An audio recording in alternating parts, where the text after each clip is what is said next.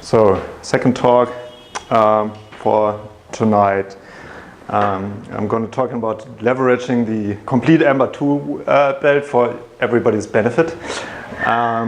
This is a talk that I gave at Ember Camp London, so it includes jokes on British politics, of course, which were probably funnier when I gave it in London, but maybe they work here as well. I am Marco W on GitHub and Twitter. I'm the founder of SimpLabs. I think we're at SimpLabs right now. Obviously, we're an engineering consultancy here from Munich with a remote team, though, and we do these things mostly. And so we build things for clients. We share our expertise with clients. We train our clients' teams and like those things. And another thing that we do is we help organize Emberfest. This is actually a screenshot of the old website. It now looks nicer. This was designed by me. So. And now the current version was designed by someone else. It's organized by a group of people from the European Ember community. So it's not a SimpLabs thing. We're just like 1/5 of the organizing committee. And the CFP is open until the end of August, so if you want to submit a talk, that would be great. Just don't expect immediate feedback. You might have to wait a few weeks. So back to the talk. I will talk about a problem that we all face, and then I want to show how we solved it, leveraging all the tools that Ember and the ecosystem provide us. And that problem is how do we identify DOM elements in acceptance and integration tests? Because the way acceptance and integration tests work is we set up a particular state and then we assert on the status of the DOM, right? Like something being there, some button being enabled or disabled or whatever. Or something having a particular attribute or a particular text or whatever. So probably most of you have asked yourself the question, how do you do that? An example for that might look like this. So here we have a component that runs a blog post. It runs the title and the h1 and the body and the p tag. And now in the test, of course, we want to assert that it renders that blog post correctly. And of course we're smart, so we come up with a smart plan. And that is this. We just select elements by their tag names, because that's pretty simple. So here we select the title by selecting the h1 here, and then we assert that has the correct text, and same thing for the body. We just select the p tag because we know that's going to contain the blog post body, and then we just assert on the text. And this is pretty simple, which is good and works well, of course. So we have passing tests until we do this. Right here we don't change any functionality. We just use a different tag. So because functionality has not changed, there's no reason why the test should break, but of course, as we rely on the tag name for selecting the thing, they no break. And then we all realize that our smart plan turned out to be a big mistake, and we all have a little Theresa May moment. And this is the part that was probably funnier in London. So we share that feeling with her. Like, it seemed like a smart plan that failed horribly. So we have another idea. We just use classes, right? Because classes could be applied to any element, so we decouple the tag names from the thing that we need for the test. We prefix them to make their intent clear, so they're not used for actual styling, although they're classes, but they're meant to be used for, like, from JavaScript, from a test. So we decouple the selector that we're going to use in the test from the tag. And then we change the test to look like this. So instead of selecting the h1, we select the element, whatever element might be, just by its tag name for the title, and then same thing for the body. and assert on the text of that element to be the blog post title and blog post body. Another benefit of this is that we also added some semantics to the test selector. So while we relied on, or we used H1 or H2 or P before that, but was a bit opaque, we now use something that has a name that makes clear what that thing is, which is good.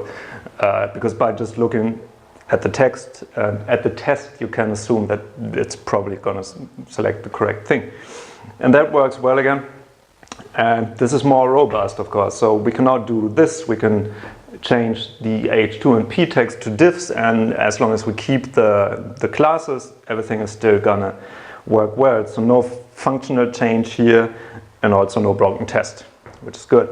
But eventually, this is gonna happen. Like somebody's going to add a style for that class, although it was never meant to be used like that. So now we have a dependency between the tests and the styles, which is probably the worst thing you could imagine. And then this happens, somebody renames the style because it seems to be a better name. They just like rename it in the CSS and the template, and obviously they think that should be fine. So like now your designer is the one who's breaking your tests, and that's not good. It's also a bit hard to add additional metadata to elements with this approach, which might sometimes be helpful. So here we have an outer element that we want to add the ID of the rendered blog post to, so we can have simpler assertions in the test. We can say when we have blog post 1, 2, 3, we want to assert that the blog post 1, 2, 3 are rendered in the DOM. But obviously this is pretty brittle. You have to pass the class name and then like split it by underscore, and then the last thing is the ID, and like that's not ideal, of course. So again, turns out that our smart plan has failed. And things are now worse and not better.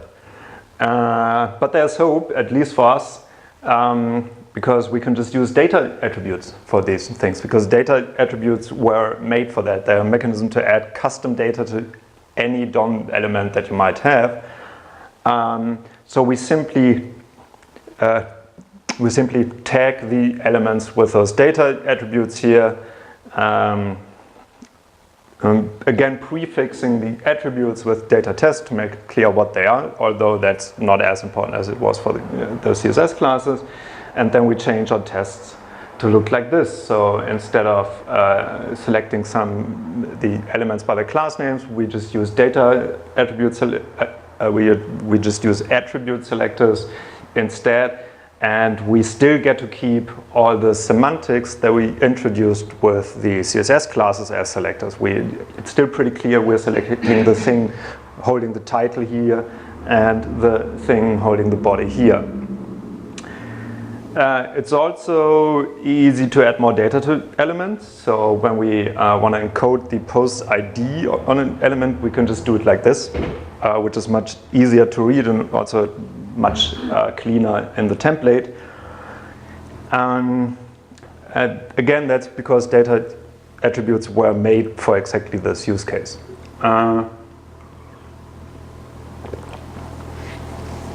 And at Simplabs, we use it all the time. We use this for all of our clients' projects, and it works really well, which is also why we built an add-on for that, so that everybody can benefit from this concept.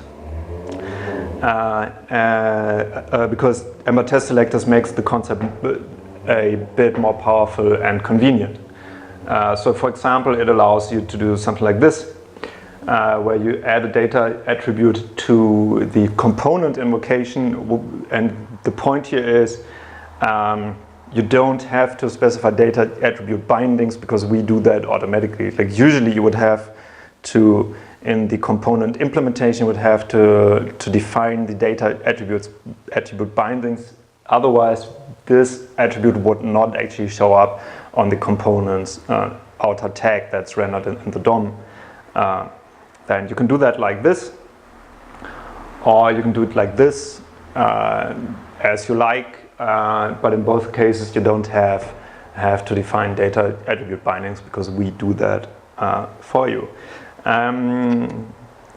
What else does it do? And then as we talk about that, first I want to talk about something that you might have wondered, because there seems to be a general problem with this approach, and that is you now have those data test attributes everywhere, and you ship them to your users, and you might dramatically increase the bundle size with something you just need for tests.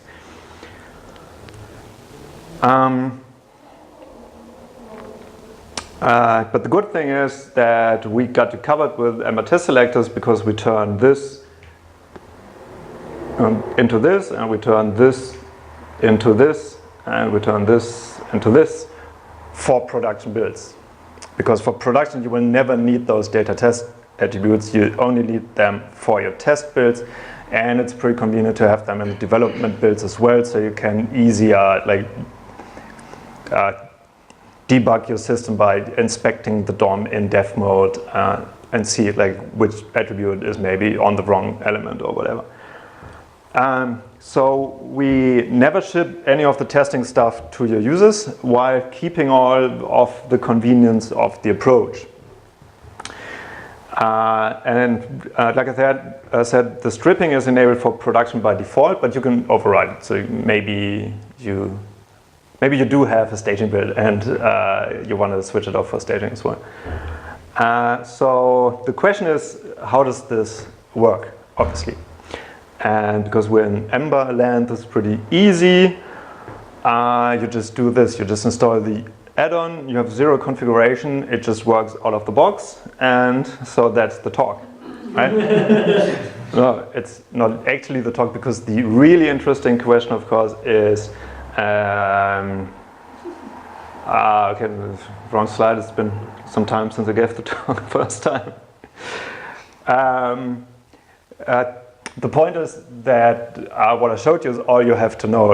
Installing the add-on is all you have to know, and everything that I'm going to tell you from now on is basically irrelevant for you, but still interesting to hear, probably.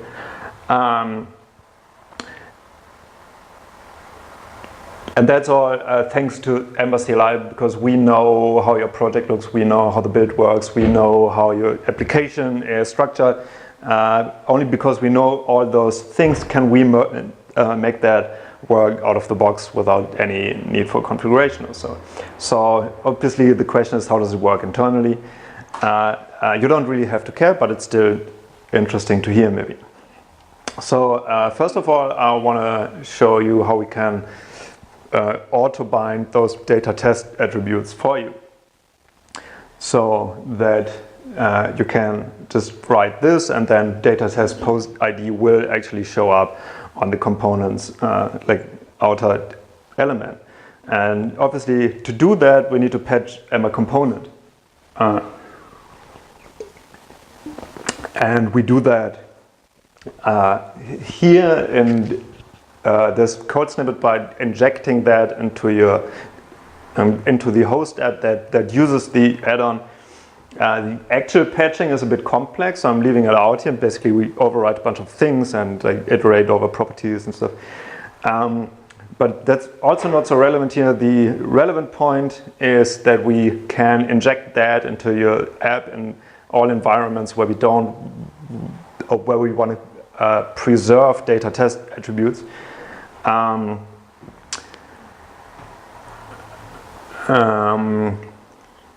And the way that we can do that, to only include that in the host app when we actually need the functionality, so not do it in production, because there's no point in doing that in production, because this doesn't only add to your bundle size, there's also a runtime cost.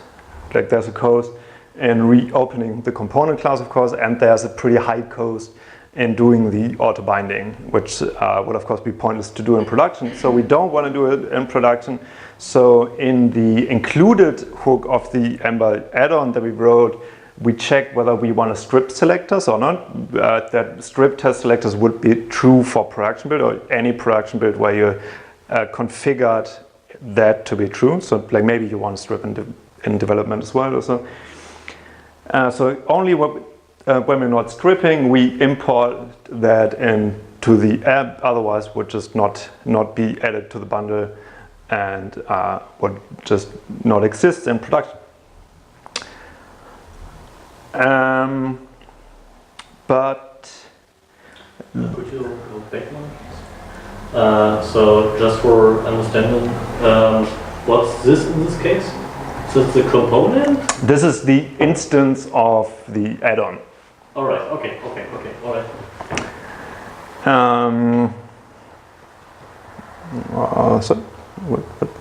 But the problem is when we don't do this in production, but the problem is that we still have all those properties that we don't need anymore then, because if we never auto-bind them, they would never be used by anything, so it's pointless keeping them in the bundle, obviously.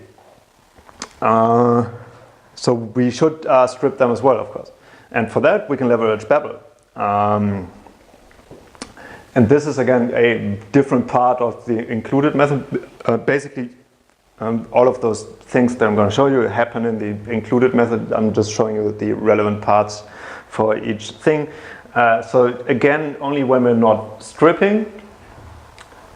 In this case, only when we're stripping, because now we want to strip those unused properties. So only when we're stripping, we register a plugin depending on the Babel version, either one for Babel 5 or for Babel 6. And that plugin is added to your build, to the compilation step kind of your build, and strips out all those unused things. And the plugin itself is super simple. So a lot of people will probably think that like Babel plugins, AST transforms are like highly complex. They're actually not, because the whole thing is so nicely done. It's pretty simple. Basically, you just have a function, and that defines a visitor, and the visitor defines a function for all the kinds of things that it is interested in. In this case, we're only interested in properties. And then the code is pretty simple as well. So if the properties key, which is the name of the property, starts with data test dash something, then we just remove the whole thing. And that's it. A quick side note, when you work with ASTs of almost any kind, you want to check out astexplorer.net. That lets you enter source code, shows you the generated AST for that. So for example, JavaScript and handlebars are supported, and like many more things are supported. And you can even run transforms in the browser. So for example, here we have a snippet of JavaScript code. Here's the generated AST. Here we have a transform, which is basically reversing all the names of everything, I think, or every identifier, which is everything more or less. And then here you see that everything is reversed now. And that's pretty simple to write. And as you see everything in that browser window, it's like really convenient to work with. A pretty common workflow for doing those things is writing all your stuff in there and then just copy the stuff and paste it into your JavaScript file. Okay, so now we got the JavaScript tidied up of all unnecessary code, which is all those unnecessary properties. But what about the template? So we still have these in the templates, and all of those should be removed for production builds as well. So we need to process the handlebars AST this time. So what we do in a different part of the add-on, this is obviously a copy-paste error here. So only when we're stripping, we register a transform, which is more or less the same thing as a Babel plugin, or conceptually it's very similar at least. And I'm going to show you that in a second. First of all, a warning though, this is not public API, but still interesting to understand how it works, of course. The code for that is, again, relatively easy. We just have to handle a number of different cases here. So first case is attributes on elements. This is like native attributes on native elements. If the node type is an element node, so meaning like a native HTML element, we just filter the attributes and remove all of those that are test selectors. The is-test selector function basically runs that regex that I showed you on the name and checks whether it starts with data test. And then we just replace the node's attributes with the filtered ones. So now we're turning this into this for production.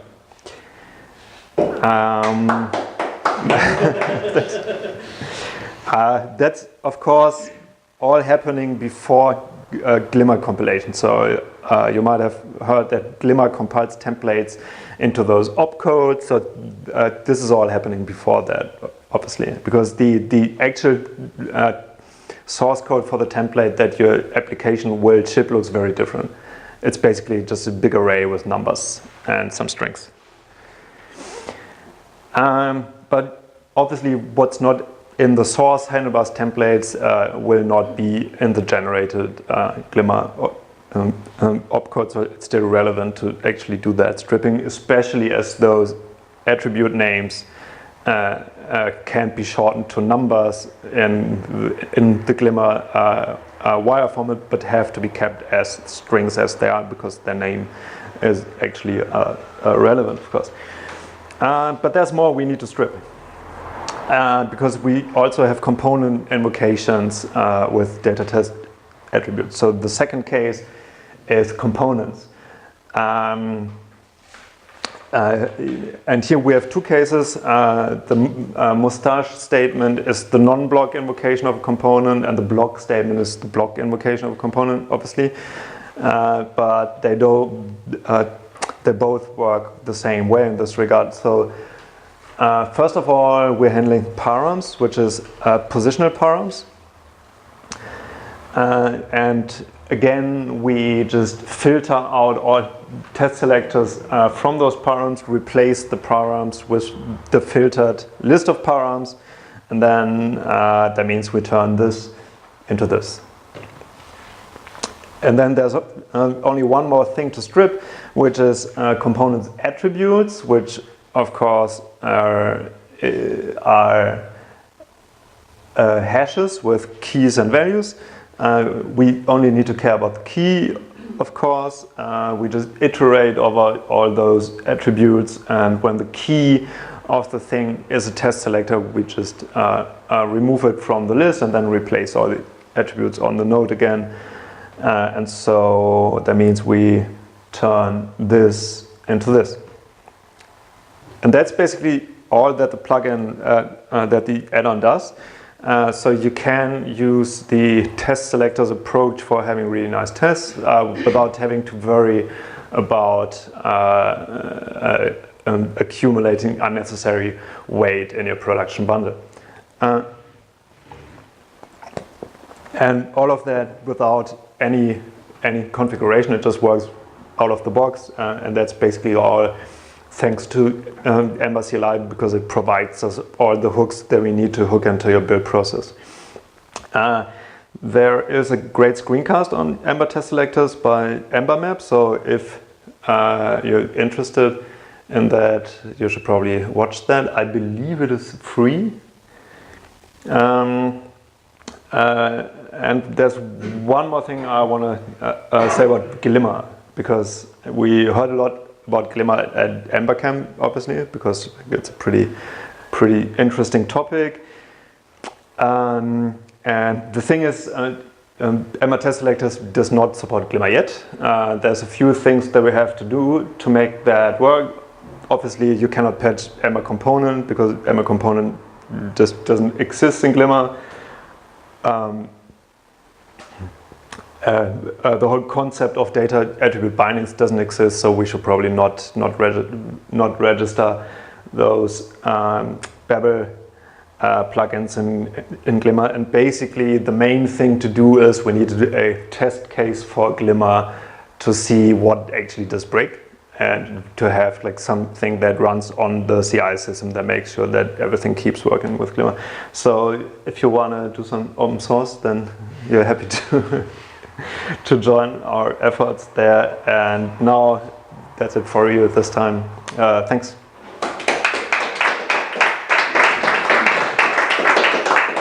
And if there are questions, of course, that's fine. There you go. So first of all, thanks. Very interesting. And my actual question, you talked about the private API of the handlebars AST. Yeah. How well documented is it? At all, or do we have to dive into it? Or yeah, I should probably repeat it for the video. So how well documented is that handlebars AST stuff, although it's private anyway. I don't think it's documented. Okay. The good thing is we have someone on the Ember CLI core team, and like he happened to know it, so he just wrote the thing. But I don't think it's documented, and it's not documented for a good reason, because it's private. It would be nice if there was a public API, and I think there's probably no reason why there can't be one. It's just like somebody would have to do it, but there's great power in those things. But obviously, like you have to maintain all that stuff that you write there. So it's maybe a good thing if those things are maintained open source and add-ons like this, and not everybody has to write their own things, because then you're back into, I don't know, React land or so, where you have to maintain everything yourself. Yeah. There was another question. Yeah, let's go in order. So. I don't know if it makes sense, but is it possible to define the test selector when you generate a component, for example? When you use the Ember generator? Yeah. Question is whether you can include test select or data test attributes in when you're generating a component. We didn't do that, so no, it's not possible. We didn't add that. It could maybe be done, but I never used the generators. I only used them for generating tests, because there's so much boilerplate that I can remember. But there would be a nice pull request.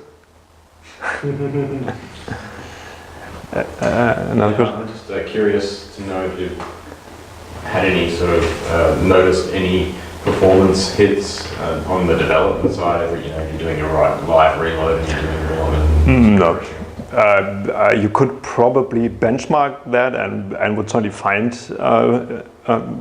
like performance problems or performance hits, because nothing is for free, obviously, but you don't experience them, and that's probably the only thing that really matters on development. Like, I mean, benchmarks and milliseconds are important on production, but on development it's just, so it's not noticeably slower if you do that. Also, of course, because most of the work that happens here happens at build time for production builds only, right? So on development, we don't really do anything on, or we do a little thing during build time that I didn't show you because it's like very complex, but most of the work in development is basically done at runtime when we like autobind attributes, and that's, I mean, that has a cost, but you don't notice it in development. Yeah. Okay, great. So thank you, Dan.